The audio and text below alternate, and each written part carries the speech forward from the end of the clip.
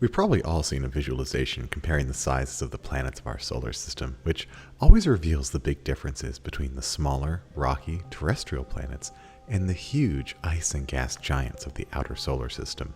Maybe you've seen versions that keep going bigger, showing the next big jump in size to the sun, and possibly even stepping out to other stars until we get to some of the most absurdly enormous objects we've discovered in our universe.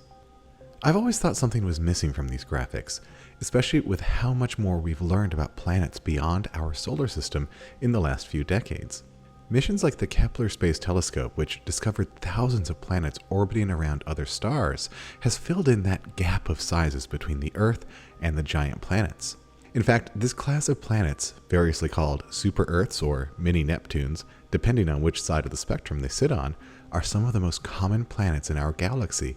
They just don't exist in our solar system. About 10 years ago, that inspired me to make this animation. Mixing in exoplanets with objects in our solar system, not just the planets but also major asteroids and moons, we can understand that planets exist on a continuous spectrum of sizes in our universe.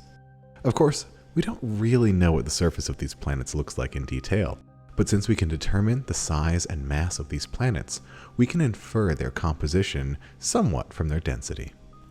When I made my original animation, New Horizons hadn't yet seen the surface of Pluto in detail, nor had Dawn arrived at Ceres. I kept updating it over the years, and rather than remaking the video, I focused on it as an asset that could be explored in real-time simulation software.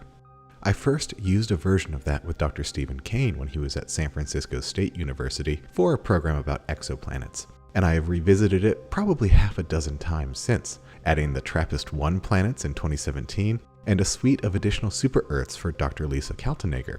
Most recently continued further out into the various sizes of brown dwarfs and stars for Dr. Eileen Gonzalez. As we consider stars, it also reveals the transition between Jupiter-like gas giants into brown dwarfs and eventually true stars. And right at the transition, we even see that the large brown dwarfs are probably more voluminous, but less dense, than the smallest stars. As we get to the end of our spectrum, we do see that continuity finally break down. The very largest stars are red supergiants, dying stars that are expanding and billowing out their material to enormous sizes.